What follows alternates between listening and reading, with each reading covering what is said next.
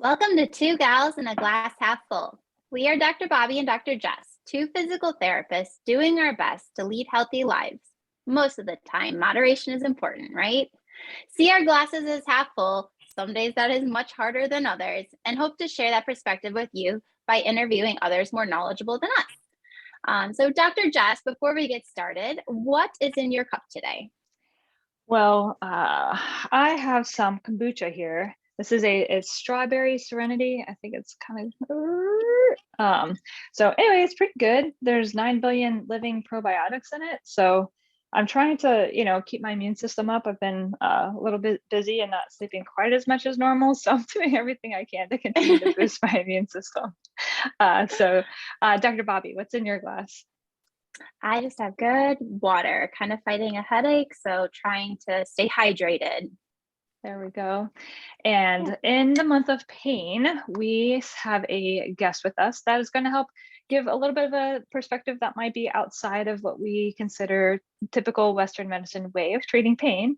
And so we've got Joe with us. So Joe, tell us a little bit about yourself. Well, thank you, first of all, for inviting me and having me. I am a certified massage therapist and a reflexologist, and I work with essential oils and tuning forks and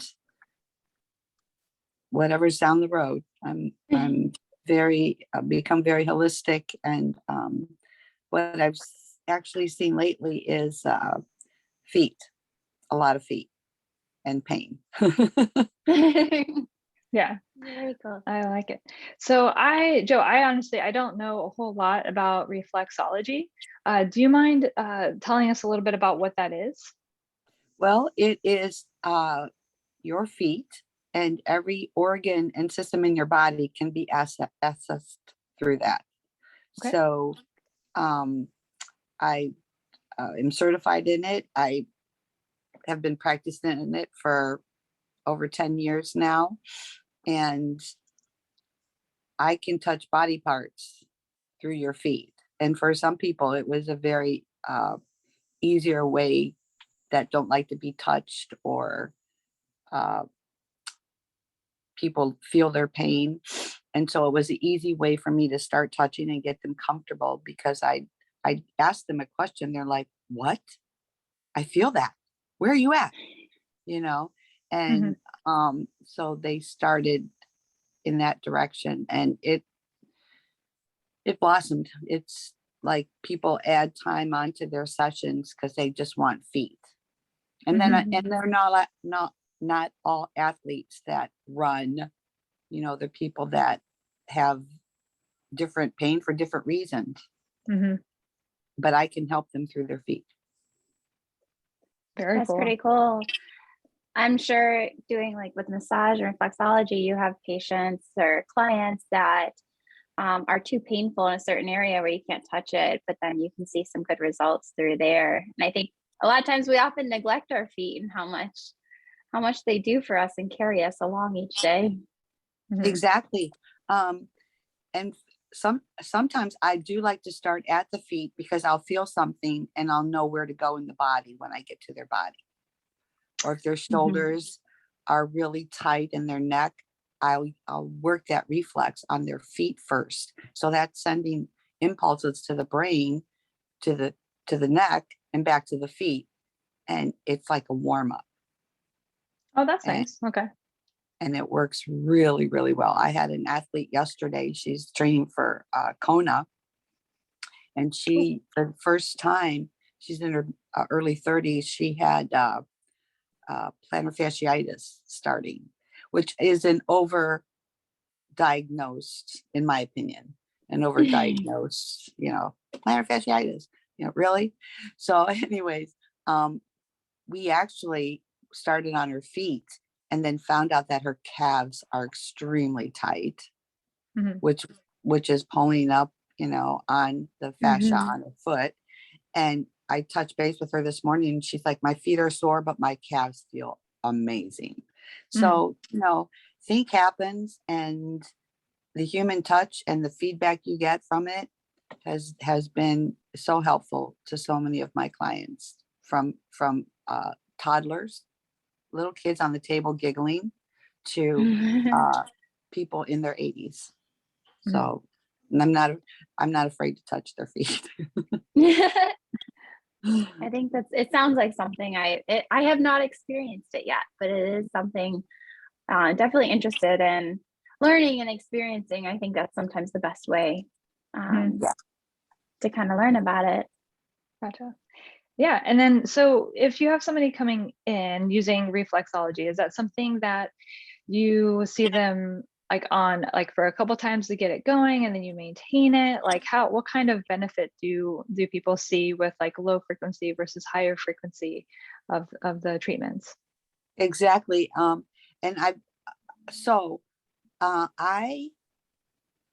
if we have an issue, we're going to work on that issue once or twice a week for a couple weeks. And I really don't diagnose, but I do say your body will tell us when we need to start spreading things out, and you will know the difference. And then we just start spreading everything out, and then it's all about a tune-up. Right. You know, like if you don't hear from me in a month, you get a hold of me, because life gets in the way. And so, I mean, I had a gal who was dismounting her horse the wrong way, and she didn't realize it. She was riding her horse every day, and she was coming down on the ball of her foot, and she just created so much pain in that foot. And so she came every week for probably 6 weeks, and we worked it all out. And she did her own home therapy, rolling on a golf ball and other stretches. And now she just comes in for tune-ups. Right. Yeah. And she's happy. And so, yeah, awesome. Where do you see, so like from a massage therapy perspective versus reflexology, do you typically combine them with everybody? Do you separate them? Because you kind of already mentioned the people that maybe are a little bit hypersensitive to touch do well with reflexology.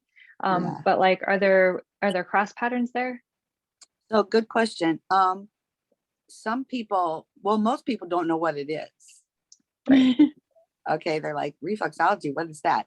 So what happens is they'll come in for a massage, they'll have a body part that's in pain or an injury, or their back is hurting or whatever.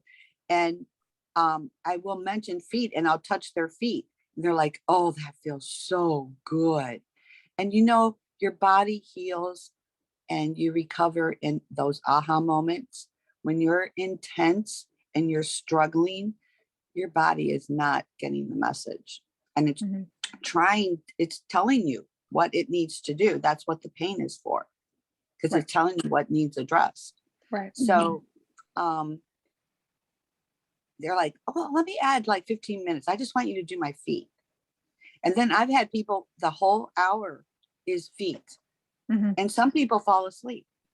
And I'm just down there digging away, and I have some tuning forks I'll put on the sides of their feet. There's lots of places on your feet to put that tuning fork, or on a body part, whether it's a stomach or, I mean, I felt, and people I don't want all the information. Like, I don't want to know anything. I want to tell you what I'm feeling. And then they're in. Because I have felt scars on people's shoulders. I have felt C-sections around the stomach area. The head, I'll be in the head or a shoulder, and they're like, I feel it. I feel it. And because I don't want to know. I want them to feel it and understand it and believe in it. Got it. Yeah. One thing I mentioned when we were talking about tune-ups, I feel sometimes we reach out for help on things with massage and therapy and stuff like that only when we feel pain, and forget about how important maintenance and just that proactive well-being is, because I feel like in the US our healthcare system is very reactive. And by that, I mean reactive to when something's wrong versus being proactive and trying to maintain a healthy body and maintain that as pain-free possible life as we can. There's always going to be some aches and stuff in our body as we get older, but that's normal. But just that pain that's like debilitating, like preventing that as much as possible. I think is so important, and just that maintenance. Mhm. So I've worked really, really hard to educate my clients, and I have quite a handful that are on a monthly rotation. They come in Mhm. every month, and I will say the last couple years they are healthier, happier, and they know they're coming to see me, and so there's confidence that if I find something, we're going to take care of it, because it hasn't been brewing there for a long time. And I'm like, what have you been doing with your arms lately? What are these pecs here? Oh, yes, I've been doing the barbells. I'm like, yeah, I can feel that, So just it's not a foo-foo thing anymore for people, with our lifestyle and our uncertainties and our families. They really they find such value in it. You know, I can do deep tissue, I can do soft tissue, and I can back off, I can go deeper. And I always ask for feedback, because it's everyone has a different tolerance for the feeling and trust. And they're like, oh, that's such a good hurt. I know it's going to be okay. And I'm like, well, Mhm. you're not going to like me tomorrow, but the day after you will. You'll feel better. But tomorrow you're not going to like me, because they're sore. I broke Yeah. stuff up. I I encourage lymph drainage. Things that haven't been worked in a month, or if you're an athlete, if you're athletic and you work out 3 or 4 times a week, you need to come every week. So I do Mhm. have a handful of people that they are structured. They work out many, many times, and hard stuff. So they come every week. Mhm. Yeah, and I think everything that we've been talking about as far as pain, it's helpful to realize that part of what you're talking about too is like the stress and family and all of that kind of stuff. If you're pushing your body to a high level, or if you're sitting long duration at a desk, you're putting physical stress on your body. So we call sitting as the new smoking, because your lumbar spine is it's actually it's a pretty stressed state when you're seated for extended periods of time. Your hips are in what we call a flex position, which puts your hip flexors in a shortened position. You're going to under recruit your glutes. Oftentimes, you're going to kind of go into a little bit more of this forward head posture and just use all of the muscles on the front of our body all day long, and not really use any of the muscles on the back of our body all day long. So we become very imbalanced when we're seated long duration. When we're working out, we're, pushing our body to in a different way, but putting different kind of stressors on our bodies. So when we talk about physical stress, there's all of that mechanical stuff that can be going on every single day. And then we talk about the emotional stress that you can start to feel just in general, right? Like you have that tense phone call, and then all of a sudden your shoulders are starting to come up. Well, that's going to be manifesting there in the muscles in your neck. So as days and days and days go on, your body can just start to feel achy and creaky and this and that. And if you wait until it's this like boom, big series of events, well, yeah, it's like so much harder to calm that down. But somehow like our culture has taught us that maintaining our health is only for those that are like, and I don't know, like bougie, like it's like, oh, like she does all this self-care, she's selfish. And it's like, that Mhm. doesn't make any sense. If you do basic self-care, keep on, stay on top of your mental health, stay on top of your stress management, stay on top of your physical health, you are better for everybody around you. Like every interpersonal relationship will benefit, whether it's work, family, partners, kids, any of that's going to benefit. And then guess what? Like ultimately you're going to have less pain because all of your interpersonal relationships are better. So it just like creates this cycle of improved health. And then so it's not this negative like selfish thing. It's definitely like taking care of yourself is a great way to help take care of the rest of the relationships in your life. And so it's great that there's people like you that are out there that are encouraging this and saying, hey, like see me once a month, stay on top of it, don't wait for the yo-yo. Like that Yeah, yo-yo is so reactive. It's like if we I know. wait until it's pain, well, I mean, and that's fine. Like you can do that and we can treat that. But now it's just like all of that build up, it just makes it so much worse than if it's like you would just kind of, it was starting to build, boop, boop, boop, boop, boop, and then you bring it back down. Starts to build, boop, boop, boop, boop, boop, and you bring it back down. I mean, Dr. and Bobby and I we were just together this past weekend and we were treating each other. Well, Absolutely. people need a place to feel safe, Yep. and the emotional component to all of this is huge. Yep. And I still have those people that come in and say, Joanne, I want you to fix this and this and this and this. You can do? I'm like, okay, well, let's just get started, and this isn't body work and PT. It's not a pill. No. It is a process. Right. And if you're in it, you have to be consistent with it. Mhm. I mean, like you said, the yo-yo thing, it doesn't work. Yo-yoing in life doesn't work. Now, you don't have to be addicted and like, oh my gosh, people change appointments or somebody gets sick or whatever. Oh, I'm for sure. really flexible with that. But over time, and I think we're making the shift. I think that the people coming to me, they're seeing it as value to them, and they're seeing it Mhm. because they've trusted me enough and long enough to know that they feel like I don't get those colds anymore. I don't feel as stressed. I sleep so well after your massages.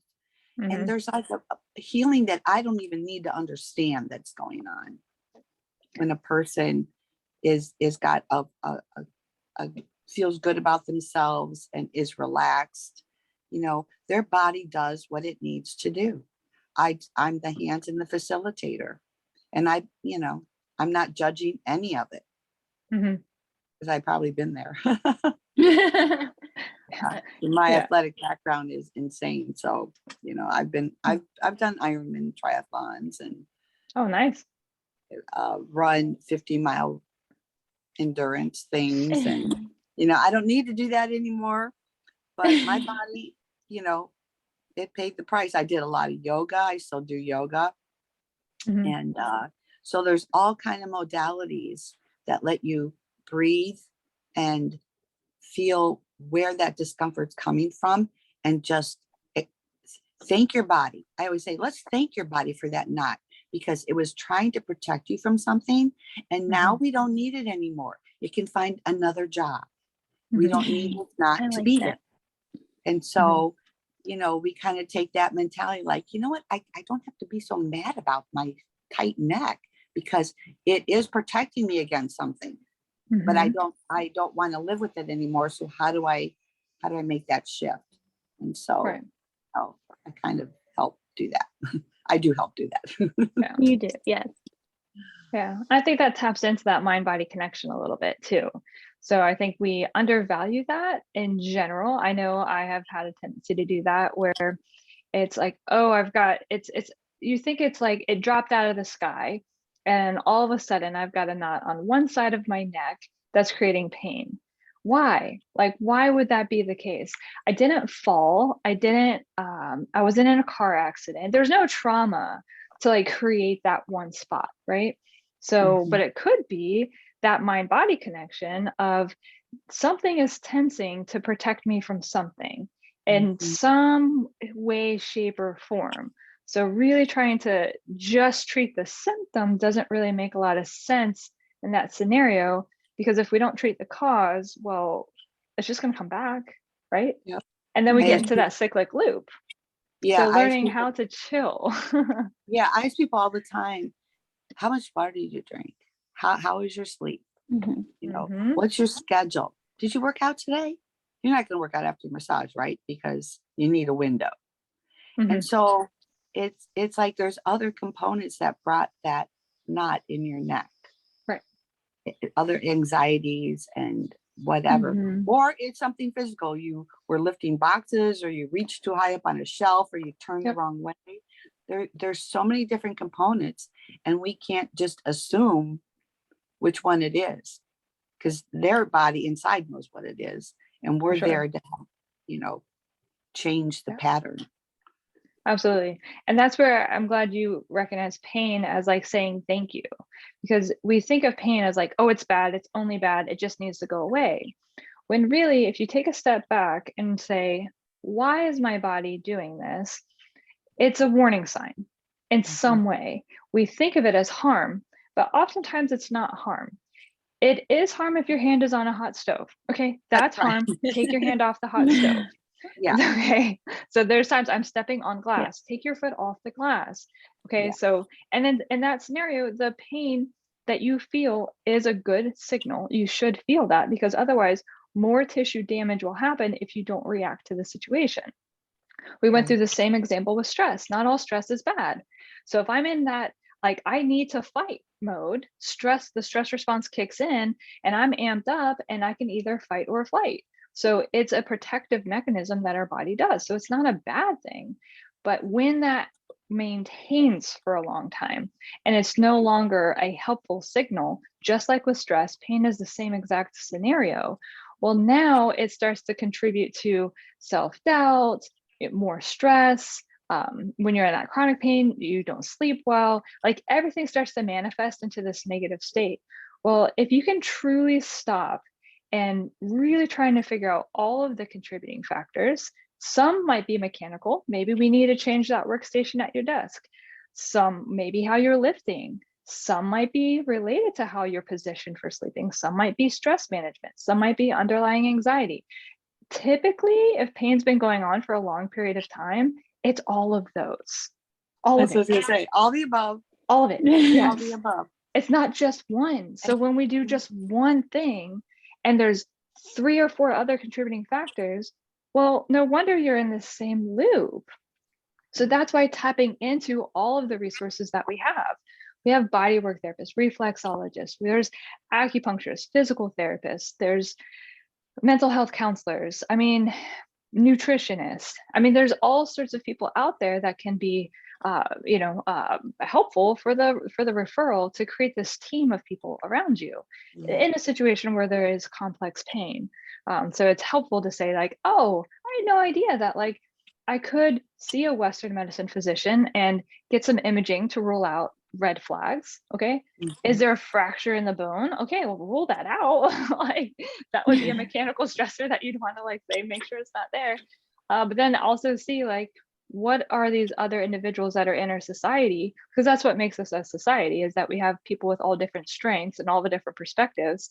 So maybe this would resonate with somebody. And it's like, oh, if I just take this time and come back a little bit and work with some reflexology and then tap into the sore muscles, maybe that starts to unlock some stuff and it starts to unravel some things that maybe weren't quite in the present mind and start to become in the present mind. And then maybe you do talk to a mental health counselor, or you do some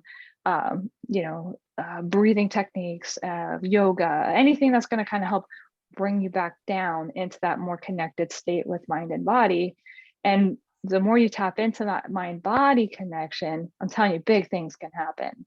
Big life change can happen. I've seen it. I've seen so many people let their wall down through laughter and tears, and Yep.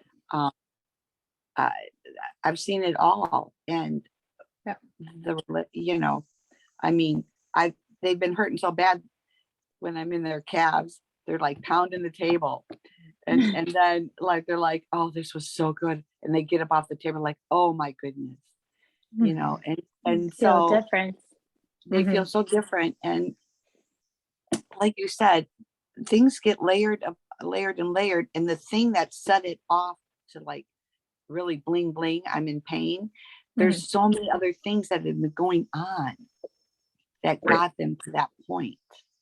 Yep. But they don't know it, because what brought them to you isn't really what the self-diagnosis that goes on sometimes is hilarious. Yeah. It's like, yeah, I got a tight hamstring.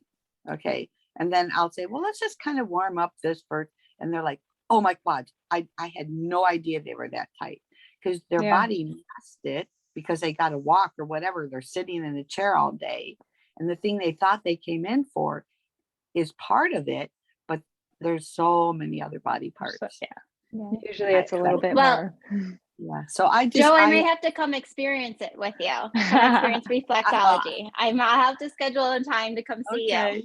Well, I don't assume that like I know everything. It's like, it's the journey with me and their body, and their body Yeah. tells what it wants to tell. Sometimes it'll hide something, and I'll touch something and it'll go deeper into the tissues. I'm like, oh, that's not ready yet. And you back off a little bit and you warm it up. Yep. And because it's scared, Yep. the inside of your body's like, who are you and what are you pushing at? Right. Why are you Exactly. doing that? Yeah, exactly. And so when their body starts to trust you, I tell my clients that comes to me for the first time, I go, just wait till the next visit. Your body will remember this touch, and we will even learn more. Exactly. And I believe that. And that's been, my whole thing. That's awesome. Yeah. Well, Joe, we really appreciate having you on. I think this has been helpful for me to understand a little bit more about reflexology. Hopefully, Dr. Bobby is actually going to experience reflexology next time I'm up in Chicago. Then I'll definitely pop on in. Yeah. So the bottom of your feet, there's the meridians, and then there is the big toe is your brain, and you can get into different parts for headaches, and it goes into your heart and your lungs and your liver and stomach, the digestion, elimination, the whole back, the whole spinal column. I can feel the lump. I can feel the little knot. I'm like, ooh, what's going on there? And it doesn't hide anything from me. The kidneys, what are you pressed on? Or the bladder? It's like your bladder's empty. Yeah. Or your bladder's full. Like, yeah. So I've had a couple of 2-hour massages, and we've never made it the whole 2 hours without them having to get up and go to the bathroom. Right. Oh yeah. Yeah. You get everything moving. I do a lot of 30-minute reflexology and an hour massage all together. Got it. Okay. Very cool. A lot of that. Very cool. Awesome. Well, hopefully everybody found this helpful for our series in pain. And definitely, if you want to learn a little bit more, we have other videos that will be in our YouTube channel. It's in a playlist that's called Pain, so it should be pretty easy to search for. So you can kind of tap into that for some more knowledge on pain. And follow us on YouTube, follow us on Facebook, follow us on Instagram. We really try and put some good information out there that everybody will find helpful. And we appreciate you all. Okay. All right. Have a good day. Thanks, guys.